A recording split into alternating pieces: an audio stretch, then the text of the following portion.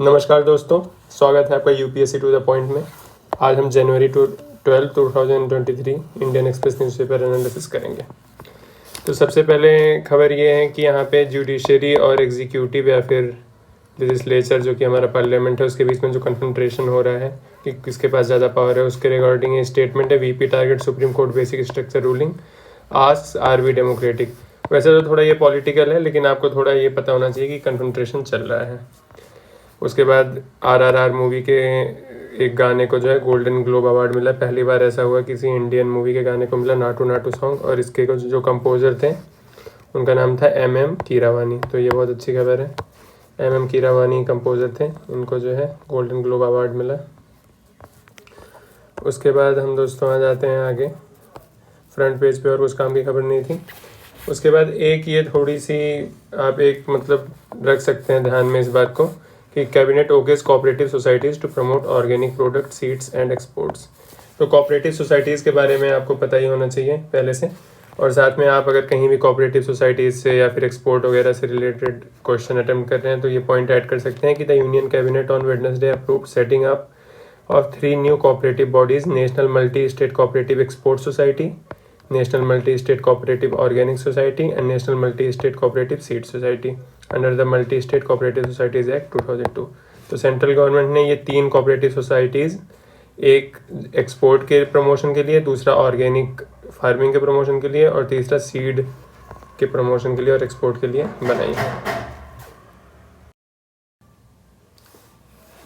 इसके बाद दोस्तों इस पेज पर आपको एक ये खबर मिल जाएगी कि कर्णप्रयाग में कैसे जो है, जैसे जोशीमठ में दरारें आ रही हैं घर में और लैंड सब्सिडेंस हो रहा है, मतलब ज़मीन नीचे जा रहा है, वैसे ही कर्णप्रयाग में भी हो रहा है।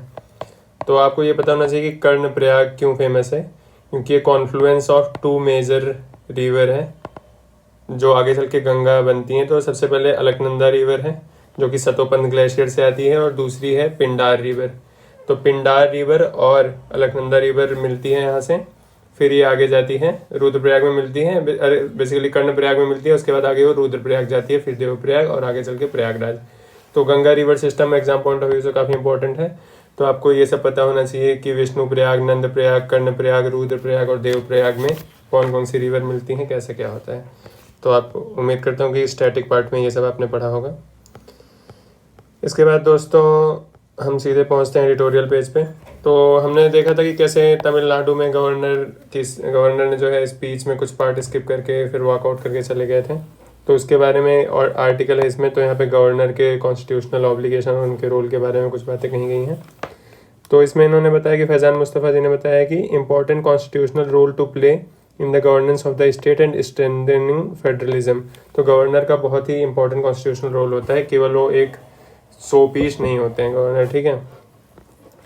और जो अभी इंसिडेंट हुआ था उसके रिगार्डिंग इन्होंने बोला कि under article 176 clause 2 he has the right to address the first session of the house. ठीक है, तो गवर्नर की कॉन्स्टिट्यूशनल ड्यूटी है। साथ ही साथ इन case of union government president की भी कॉन्स्टिट्यूशनल ड्यूटी होती है कि जो पहला हाउस का सेशन होता है उसको एड्रेस करने का। और इन्होंने ये भी लिखा कि the constitutional give no discretion to governor in the matter of convening the session and assembly. बल्कि जो असेंबली का सेशन होता है उसको कन्वीन कब तक चलना है, कब बुलाना है, कब नहीं बुलाना है, इसके बारे में भी गवर्नर डिसीजन लेते हैं। हालांकि ये डिसीजन जो है कैबिनेट और चीफ मिनिस्टर की एडवाइस पर लिया जाता है, डिस्क्रिशन नहीं है। उसके बाद एक सुप्रीम कोर्ट का बहुत इंपॉर्टेंट जजमेंट है। 5 जज bench of the supreme court in Nabam Rebia 2016 had observed that Arunachal Pradesh Governor J.P. Rajkoha, who advanced the session of the assembly without the advice of Chief Minister, had exercised his jurisdiction as he had no discretion in exceeded his jurisdiction as he had no discretion in convening the session।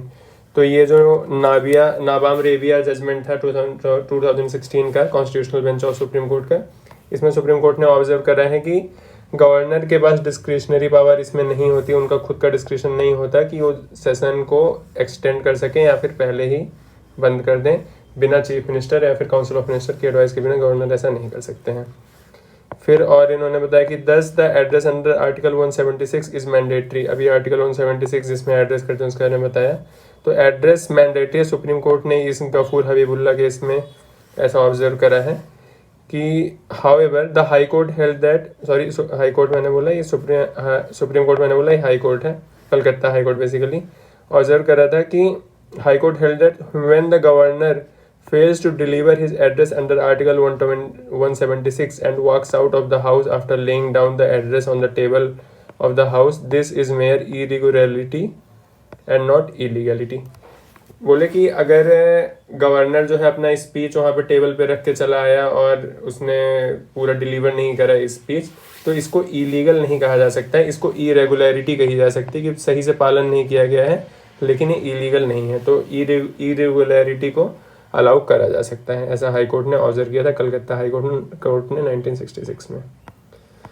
उसके बाद इन्होंने last में ये बोला कि when the governor और president address face such a defeat, मतलब basically जो एड्रेस होता है गवर्नर का, उसके बाद parliament in case of president और legislative assembly in case of governor, यहाँ पे उस पर वोटिंग होती है। अगर वो वोट जो है उसको उसके खिलाफ वोटिंग हो गई तो नो कॉन्फिडेंस मोशन पास हो सकता है और चीफ मिनिस्टर या फिर प्राइम मिनिस्टर को रिज़ाइन करना पड़ सकता है।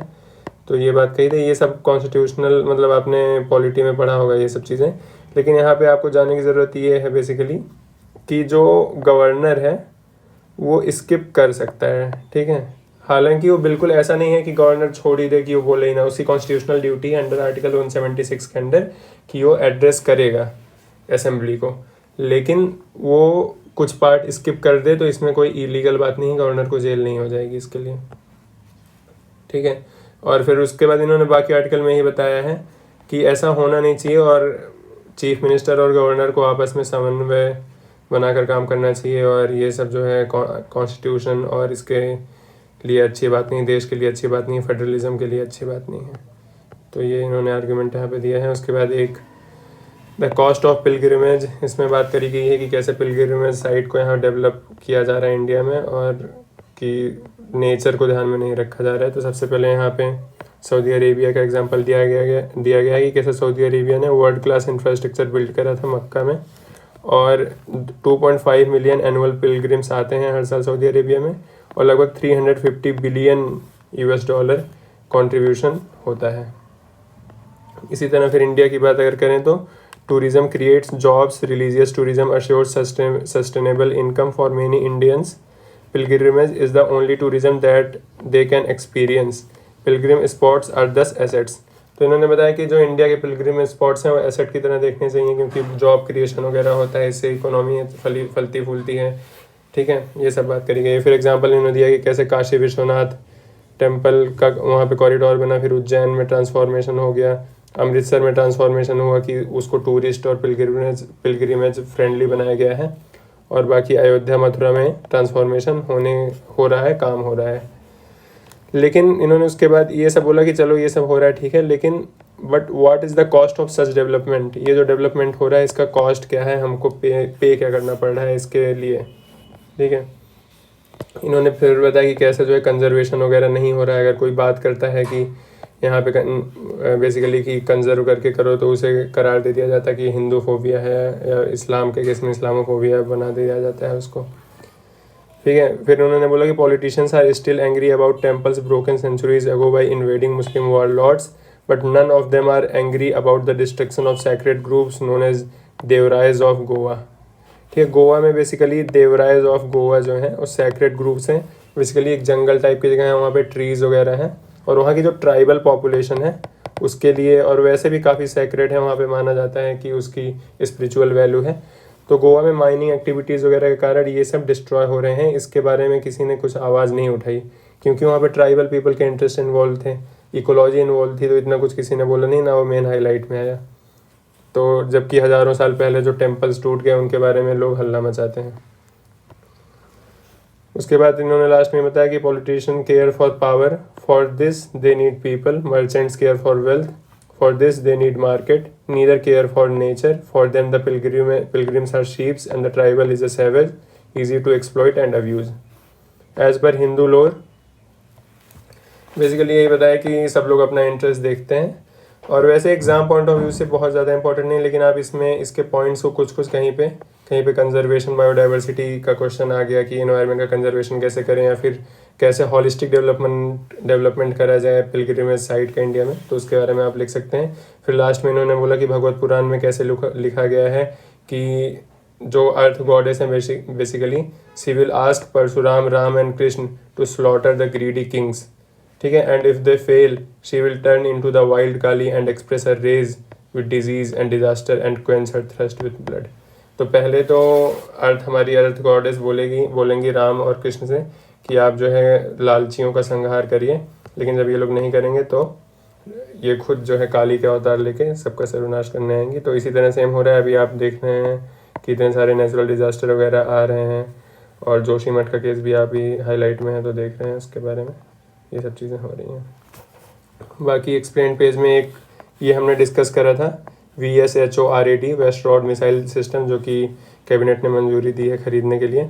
इसकी कुछ एक दो इसमें इंपॉर्टेंट बातें हैं कि पहले क्या है इसका मिसाइल सिस्टम में, क्या है, mean to kill low altitude aerial threats at short range, ठीक है, शॉर्ट रेंज के लो एल्टीट्यूड एरियल थ्रेट्स के लिए है ये इसे, और ये बहुत पोर्टेबल एयर डिफेंस सिस्टम है, ठीक है, आप इसको जो है उठा के गाड़ी वाड़ी में लेकर इधर उधर कहीं भी लेकर जा सकते हैं, और ये ड्यूअल थ्रस्ट सॉलिड मोटर से प्रोपेल करा जाता है। The DRDO has designed the missile and its launcher in a way to ensure easy portability। तो ट्रक वगैरह में इसको लेकर आराम से जाया जा सकता है बॉर्डर वगैरह एरिया में। अब एक और ये खबर है, प्रीलिम्स में आपसे कहीं पूछ सकता है कि notum notum recently seen in news किस चीज़ से रिलेटेड है। तो नोटम बेसिकली है कि नोटिस टू एयर मिशन, इसका फुल फॉर्म है।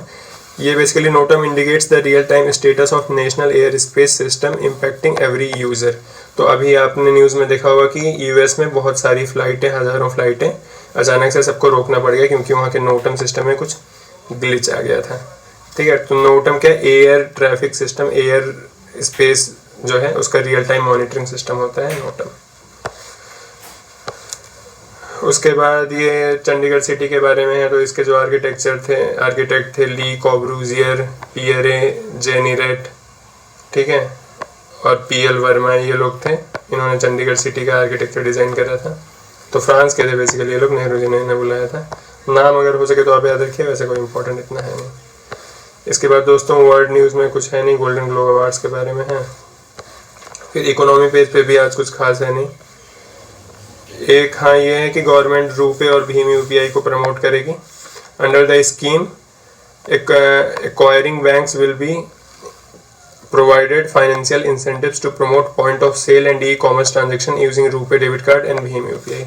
अभी क्या होता है कि जो रुपे डेबिट कार्ड्स होते हैं उनको बहुत सारे बैंक्स वगैरह जो है उसको प्रमोट नहीं करते हैं, क्योंकि रुपे कार्ड में जो ट्रांजेक्शन कॉस्ट होती है, बेसिकली मर्चेंट डिस्काउंट रेट एक चीज़ होती है, उसमें क्या होता है कि अगर आपने फॉर एग्जांपल 10,000 रुपये की ट्रांजेक्शन करी तो 2% 1% ऐसा कुछ होता है मर्चेंट डिस्काउंट रेट, जो कि शेयर होता है मर्चेंट के बैंक के बीच में और आपके बैंक के बीच में, कुछ ऐसा होता है इसमें। तो रुपए में ये ज़ीरो होता है, मर्चेंट डिस्काउंट रेट ज़ीरो होता है, और तो बेसिकली बैंकों को फ़ायदा नहीं होता है ट्रांजेक्शन पे, क्योंकि रुपए में ये ज़ीरो होता है, जबकि वीज़ा मास्टर कार्ड वाले पैसा देते हैं, इसलिए वीज़ा मास्टर कार्ड को बैंक्स वगैरह प्रमोट करते हैं, जबकि रुपए को कोई प्रमोट नहीं करता है। तो इसके लिए गवर्नमेंट 2600 करोड़ रुपए की स्कीम लेकर आई है, ताकि RuPay credit card, RuPay debit card और भीम UPI का प्रमोशन हो सके और ये आगे बढ़ सके, ठीक है। तो आज के न्यूज़पेपर में बस इतना ही दोस्तों, मिलते हैं आपसे अगले वीडियो में, तब तक के लिए बहुत बहुत धन्यवाद। जय हिंद।